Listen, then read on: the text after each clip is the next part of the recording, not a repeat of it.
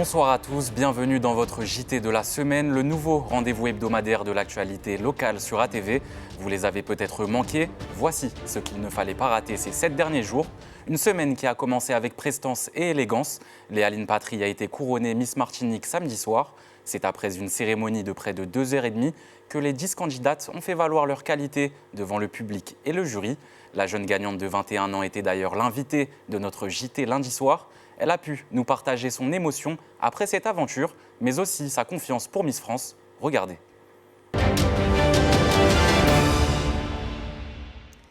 On prépare tout un planning dont je découvrirai cette semaine, mais il y aura plusieurs coachings pour me préparer au maximum au concours Miss France. Et vous passez après Angélique Angarny-Felopon, Miss Martinique qui est devenue Miss France, la première.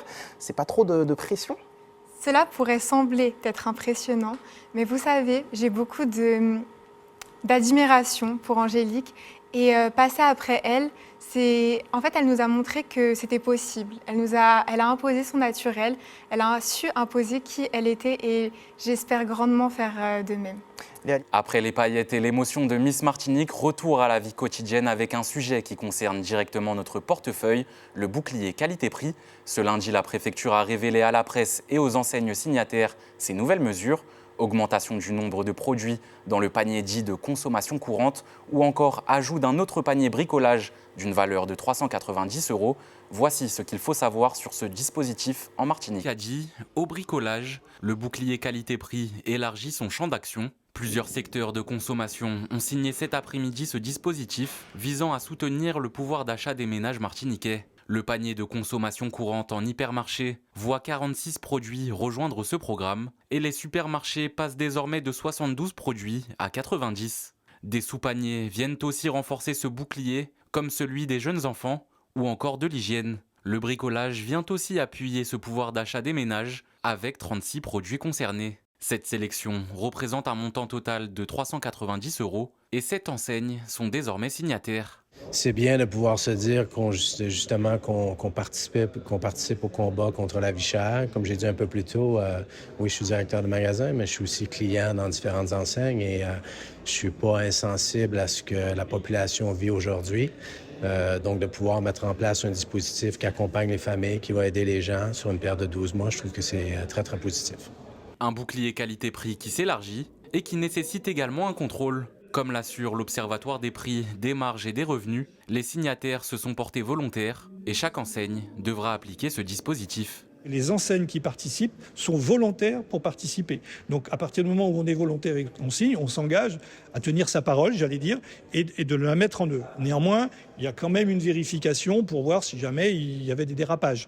Donc ces vérifications sont faites par le pôle C, le pôle concurrence de la DETS, donc qui sont des services de l'État qui se déplacent dans les magasins pour contrôler effectivement si les enseignes respectent leurs paroles. Comme annoncé quelques mois plus tôt, un autre secteur sera bientôt concerné par ce bouclier qualité-prix. Maintenant, je voudrais aller sur un BQP sur l'automobile. Parce que ça, les Martiniquais, ils sont très attachés.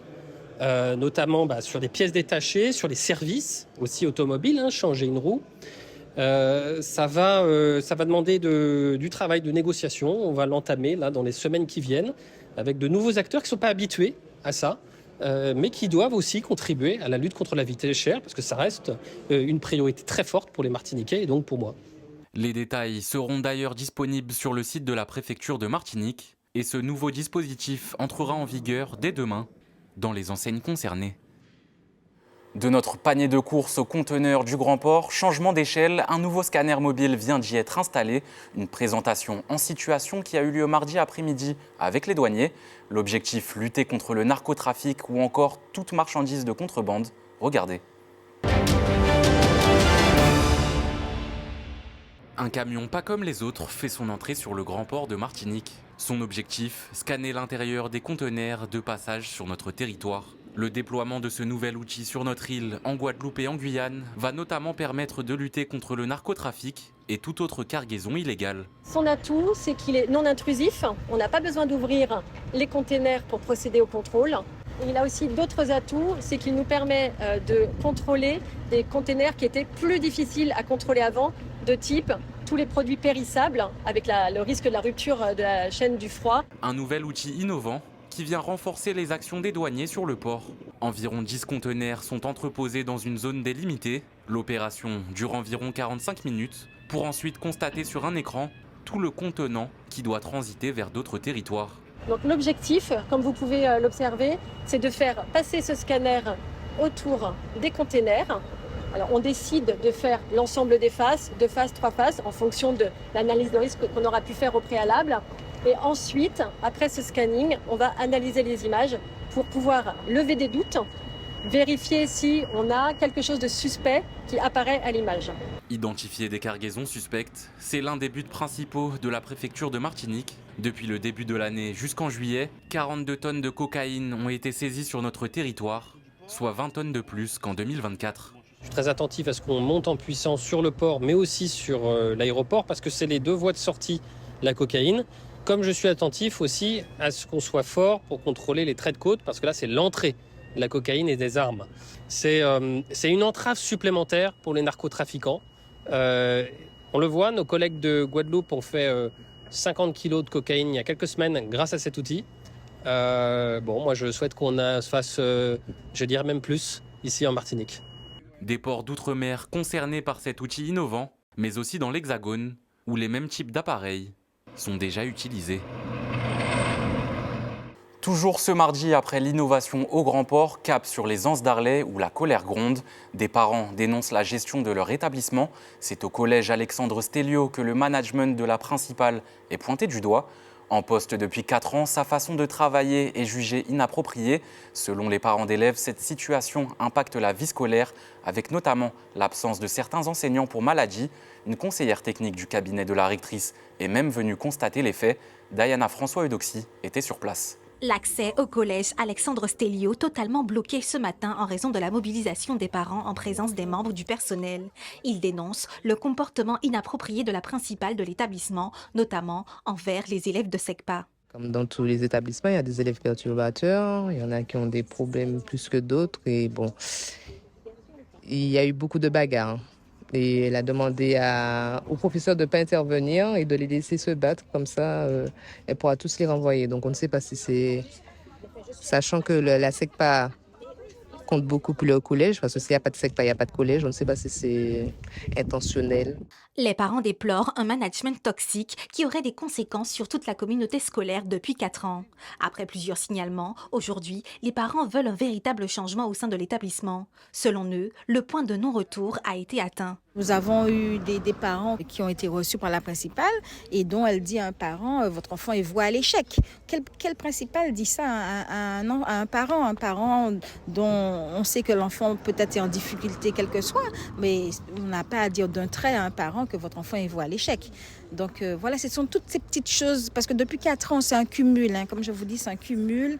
Et là, c'était la petite goutte d'eau qui a débordé du vase. C'est le fait aussi qu'elle ait entrepris de faire des fouilles corporelles aux enfants la semaine dernière, par rapport à l'histoire de portable. Suite à cette mobilisation entamée depuis 5 heures du matin, une conseillère technique du cabinet de la rectrice s'est rendue sur place afin de noter les doléances des personnes présentes. Le rectorat n'apprend rien. En tout cas, nous, syndicat SNALC, on a fait notre travail. Depuis plusieurs mois, le syndicat du personnel de l'éducation nationale SNALC s'est emparé du problème. Les membres ont été reçus à 2 reprises par le rectorat, mais rien n'a été réglé selon eux. Aujourd'hui, ils redoutent le pire avec un personnel en souffrance. De la violence, de la pression qui s'exerce, et ça se traduit donc par des arrêts maladie, par des personnels qui sont en burn-out, et pire encore, on pense à ce qui s'est produit donc à la rentrée dans l'académie Clermont-Ferrand avec un personnel bien entendu qui est allé jusqu'au suicide, ce qui est absolument dramatique, et on pense à cette collègue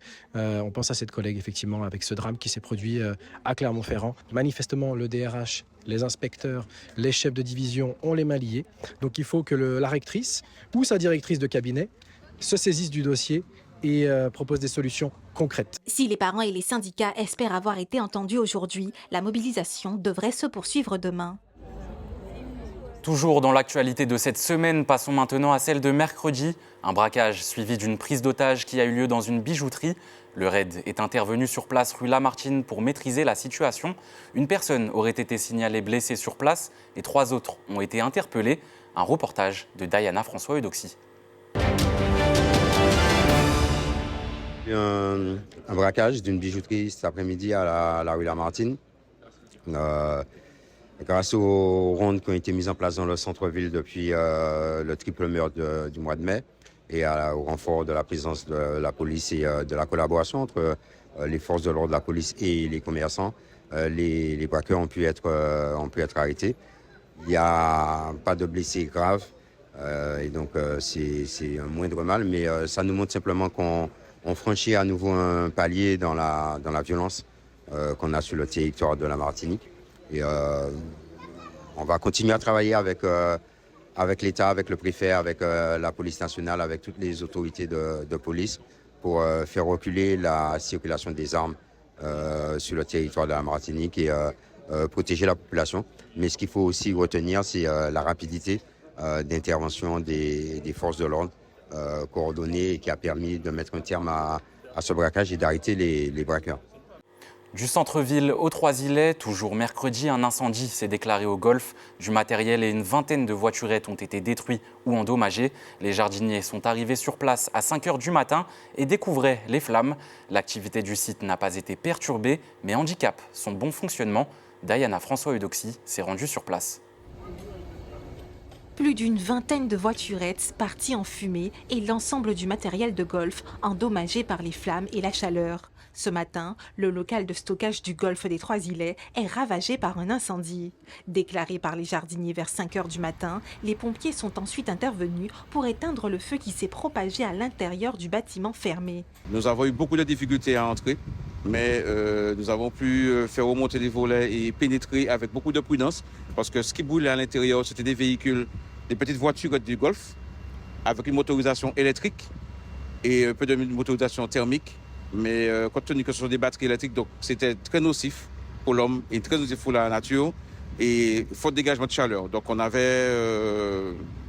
dû entrer avec beaucoup de prudence pour pouvoir éteindre ce feu. À l'étage, le constat est également sans appel. Ici se trouvent des salles de réunion qui n'ont pas échappé aux flammes. Datant d'une trentaine d'années, le bâtiment est endommagé. Les fumées elles sont remontées, elles sont chaudes. Donc, elles ont créé, il y a eu une propagation due aux fumées et ça a créé des dégâts parce que le sol est très chaud en haut et ça a continué au niveau des portes, des pièces qui sont là-haut. Donc là, nous procédons au refroidissement de toutes les parois avec des ventilateurs qui sont à l'étage pour pouvoir casser la température et abaisser aussi le flux thermique. Et ensuite, nous allons continuer à arroser avec les lances pour pouvoir vraiment avoir une température très basse. Selon les responsables du site, ces fissures n'étaient pas sur le bâtiment. Donc on peut penser que la forte chaleur qui s'est dégagée de ce bâtiment peut avoir créé les fissures que vous voyez actuellement sur le bâtiment.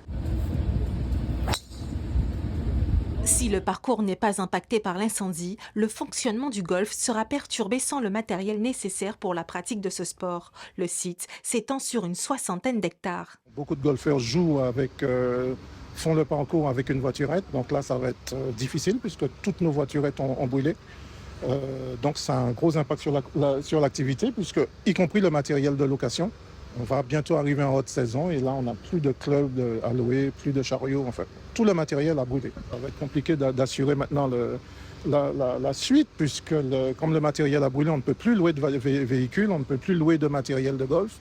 Maintenant, bon, bien sûr, le parcours sera toujours accessible, mais après, ce sera à l'exécutif de voir quelle décision qui sera prise pour le golf. Gérée par la CTM, Josette Manin, présidente de la commission des sports et de la vie associative de la collectivité, est venue constater l'ampleur des dégâts sur place. Un lieu qui avait déjà fait l'objet de certaines plaintes il y a quelques mois. Il n'y avait pas suffisamment de matériel, il y avait du matériel en panne. Donc on a fait en sorte que les choses s'arrangent. Maintenant, on a un coup d'arrêt et on va prendre les dispositions qu'il faut de façon à, peut-être rapidement, mais c'est pas évident de pouvoir acheter très rapidement l'ensemble du matériel qui a pris feu.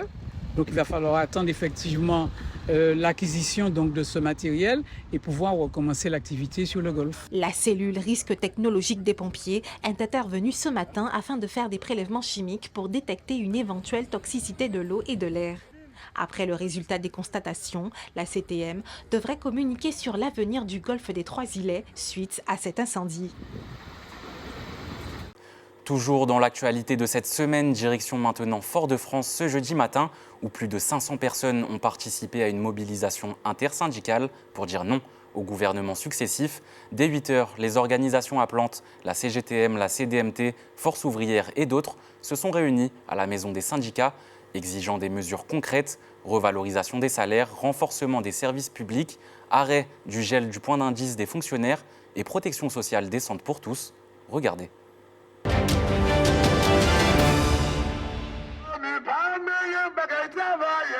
Chants et banderoles, la Martinique fait entendre sa voix ce matin dans les rues foyalaises. Ils sont environ 500 à avoir répondu à l'appel de la mobilisation nationale. Aujourd'hui, la colère est la même au sein de chaque syndicat, manifester contre le nouveau gouvernement en place.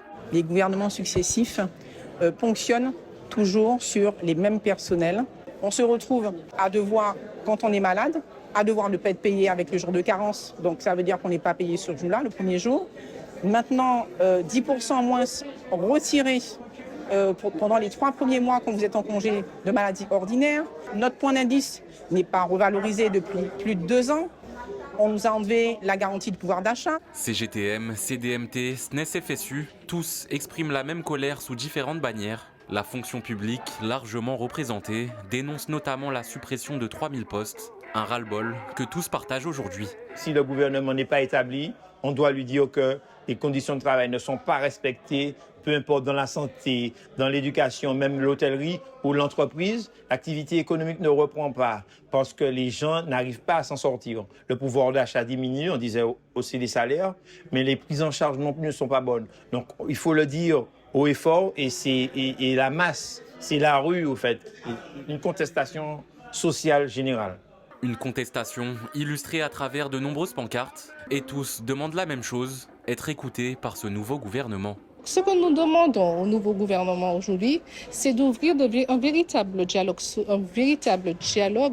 pour pouvoir, sur nos revendications actuelles, sur ce pourquoi nous sommes dans les rues aujourd'hui, les salaires, les conditions de travail, d'arrêter la casse de la fonction publique territoriale, d'arrêter d'attaquer les plus petits, les plus faibles. Donc, ce qu'on veut aujourd'hui, c'est qu'il faut que le gouvernement réponde aux besoins sociaux.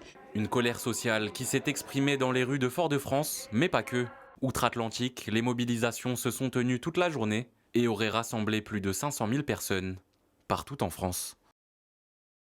Toujours dans l'actualité de cette semaine, mais dans un registre beaucoup plus dramatique, une fusillade a eu lieu à Balata. C'est près du Sacré-Cœur que 2 hommes ont braqué un individu en possession d'une moto et le drame a coûté la vie à une personne. Notre rédaction y était pour aller à la rencontre du prêtre présent lors de cette tragédie. Un nouveau drame a secoué Fort-de-France hier en fin d'après-midi. À Balata, tout près de l'église, un jeune homme d'une vingtaine d'années a été abattu par balle. Les secours sont rapidement intervenus, mais malgré leurs efforts, la victime n'a pas survécu à ses blessures. Le quartier a été immédiatement bouclé et une enquête a été ouverte afin de comprendre les circonstances de ce nouvel acte de violence armée. La population, une fois de plus, est sous le choc. 16h48, 2 premiers coups de feu retentissent à l'extérieur du Sacré-Cœur de Balata. Un jeune homme d'une vingtaine d'années venait tout juste d'arriver ici en moto. 2 hommes se seraient approchés très peu de temps après la victime et auraient ouvert le feu. Père Frédéric Marquebald, curé de la paroisse, nous raconte. J'entends 3 coups de feu, mais c'était tellement assourdissant que je me suis dit, mais c'est vraiment tout proche. Donc je suis sorti pour voir ce qui se passait. Et quand je sors, je vois près de la salle paroissiale, je vois un corps par terre, quelqu'un par terre et 2 jeunes qui juste à ce moment quittaient le corps là, qui relèvent la tête, qui me regardent, qui me voient avec un avait un pistolet à la main et puis qui continuent à avancer vers moi. L'homme de foi nous explique qu'il est ensuite retourné à l'intérieur de l'église en mettant à l'abri un fidèle qui s'y trouvait aussi. Une fois les 2 hommes partis, Père Frédéric Marquebald retourne près du jeune homme au sol, le trouvant dans son sang. Ils ont tiré d'abord 2 coups de feu pour s'assurer qu'il était bien mort. Et un 3e coup de feu a suivi quelque temps après. Je me suis dit, mais si un paroissien était arrivé à ce moment-là pour se garer ou pour entrer dans l'église, est-ce qu'ils auraient tiré sur lui? C'est surtout ça, en pleine journée, puisque les gens venaient pour se confesser, les gens venaient pour prier dans l'église, donc c'est ça, en pleine journée. est si près de... Peut-être que je me suis dit, comme j'étais un noble et étole, est-ce que c'est ce qui a fait qu'ils ne m'ont pas poursuivi dans l'église? Je ne sais pas. Une inquiétude qui ne fait qu'augmenter. Le nombre d'homicides passe désormais à 26 sur notre territoire, le 22e par arme à feu. Merci de nous avoir suivis. Chaque vendredi, je vous retrouve pour faire le point sur toute l'actualité de la semaine, ici sur ATV.